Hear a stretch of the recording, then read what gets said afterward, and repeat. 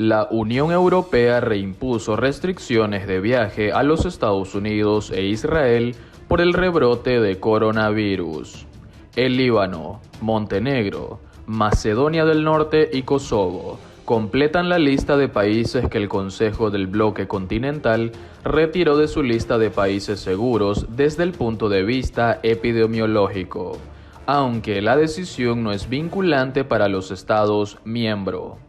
La decisión del Consejo de la Unión Europea de retirar a 6 países de la lista de estados seguros implica que sus ciudadanos ya no pueden viajar a la Unión Europea por placer, sino que solo pueden hacer por motivos esenciales.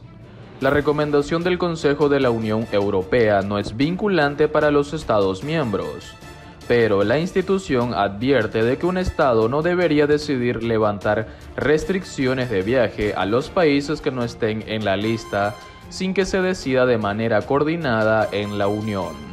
La pandemia parece ser el cuento de nunca acabar. Cuando parecía que con la vacuna comenzaba el principio del fin, una cuarta ola de contagios incentivada por la contagiosa variante Delta ha hecho que los hospitales de los Estados Unidos vuelvan a verse repletos de pacientes con COVID-19. Las terapias intensivas están a tope y en estados como Florida, las morgues empiezan a no dar abasto. Y la Unión Europea lo ha notado, por eso ahora le pide a sus países miembros que reimpongan restricciones a los viajes no esenciales entre Estados Unidos y los países europeos. Cada país es autónomo de decidir cómo quiere manejar la situación, pero hasta ahora la mayor parte de ellos ha acatado las recomendaciones de la Unión. Las restricciones varían desde una prohibición de viaje hasta el requisito de un examen negativo de COVID-19 para ingresar, pasando por cuarentenas obligatorias, según el país. Junto a los Estados Unidos, las nuevas restricciones aplican también para Israel, Kosovo, Líbano, Montenegro y Macedonia del Norte. A comienzos de la pandemia, la mayor parte de los países miembros de la Unión Europea cancelaron los viajes no esenciales con Estados Unidos, pero el pasado mes de junio, tras una exitosa campaña de vacunación y a comienzos del verano, el Consejo Europeo, la entidad dependiente de la Unión Europea que toma este tipo de determinaciones, dictaminó el fin de las restricciones de viaje para 14 países, incluido Estados Unidos. El tema es que Estados Unidos no hizo lo mismo, y para los ciudadanos europeos sigue siendo complicado viajar al país norteamericano, un hecho que molestó a la Unión Europea. Desde un comienzo se dijo que si Washington no flexibilizaba sus restricciones, el bloque volvería a imponer las suyas en una suerte de respuesta diplomática. El contexto hizo que tomar esa decisión sea sencillo para Europa, con un 52% de la población completamente vacunada.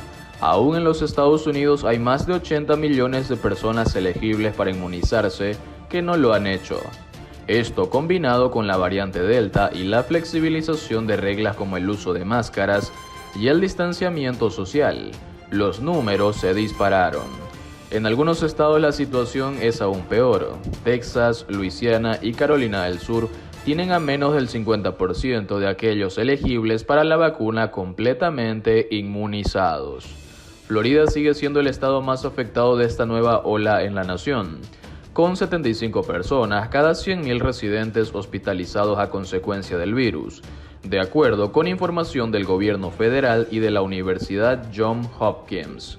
En los 4 estados mencionados, Florida, Luisiana, Texas y Carolina del Norte, ya se han reportado casos de falta de oxígeno en hospitales o terapias intensivas trabajando al tope de su capacidad, si bien aún hay posibilidad de que les envíen refuerzos desde otros estados. Con el paso del huracán Ida, el transporte se verá complicado para todo el sur del país, agregando una capa extra de complicación a la ya grave situación. Estados Unidos confirma la muerte de 2 altos cargos de Estado Islámico en su contraataque del viernes. Estados Unidos ha confirmado este sábado la muerte de 2 altos cargos de la filial afgana de Estado Islámico, y un tercero herido en su contraataque por el atentado que costó la vida a 170 personas entre ellas 13 militares norteamericanos, perpetrado el jueves por la organización terrorista en el aeropuerto de Kabul. Los dos fallecidos han sido identificados como un planificador y un facilitador de la organización terrorista que murieron por el impacto de los misiles lanzados por un avión no tripulado, según el portavoz militar del Pentágono, el general William Hunk Taylor. Puedo confirmar a medida que ha llegado más información que 2 objetivos de alto perfil de Estado Islámico han muerto y uno resultó herido, y no tengo constancia de víctimas civiles, ha hecho saber en rueda de prensa.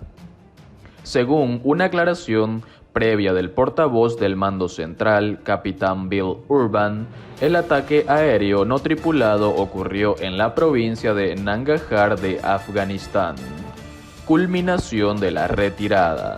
En la misma comparecencia, el secretario de prensa del Pentágono, John Kirby, ha confirmado que el ejército estadounidense ha comenzado a retroceder desde el aeropuerto internacional Hamid Karzai de Kabul, aunque ha matizado que Estados Unidos todavía está a cargo del aeropuerto y la seguridad a menos de 72 horas de su retirada completa.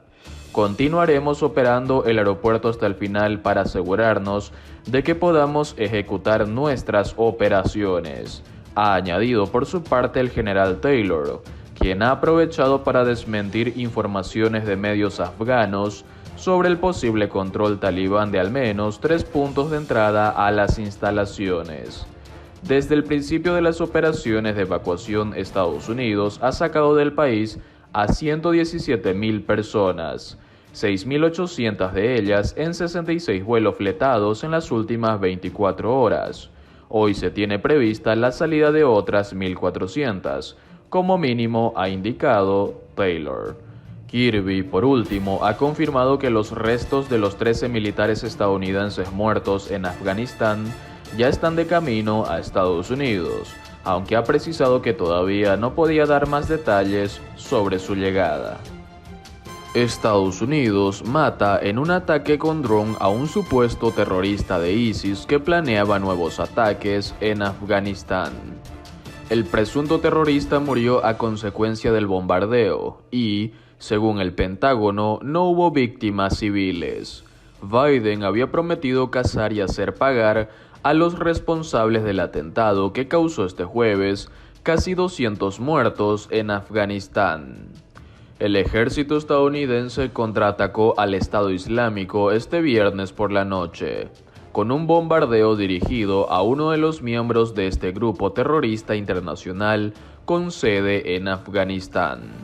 La respuesta se produjo menos de 48 horas después de que un devastador atentado suicida que se adjudicó este grupo matara a casi 200 personas en el aeropuerto de Kabul, incluidos 13 militares estadounidenses. El Comando Central dijo que Estados Unidos llevó a cabo un ataque con drones contra un miembro del Estado Islámico en Nangarhar, quien se cree estuvo involucrado en la planificación de los ataques en el aeropuerto de Kabul. Se cree que también estaba preparando nuevos atentados, según fuentes del Departamento de Defensa. El bombardeo mató a una persona, según el portavoz de la Armada, William Urban. Por el momento no se han reportado víctimas civiles. El sujeto iba a bordo de un vehículo, en el que viajaba otra persona. Se encontraban en una zona poco poblada de la provincia de Nangarhar, cuando un dron Reaper MQ-9 hizo el bombardeo de alta precisión, según Urban. El ataque aéreo se produce tras la promesa que el presidente Joe Biden hizo a la nación este jueves, cuando dijo que los perpetradores del ataque no podrían esconderse. Los perseguiremos y los haremos pagar, aseguró. Los líderes del Pentágono afirmaron este viernes en rueda de prensa que estaban preparados para cualquier represalia que ordenara el presidente. Tenemos opciones allí en este momento, dijo el general mayor Hunk Taylor del Estado Mayor Conjunto del Pentágono.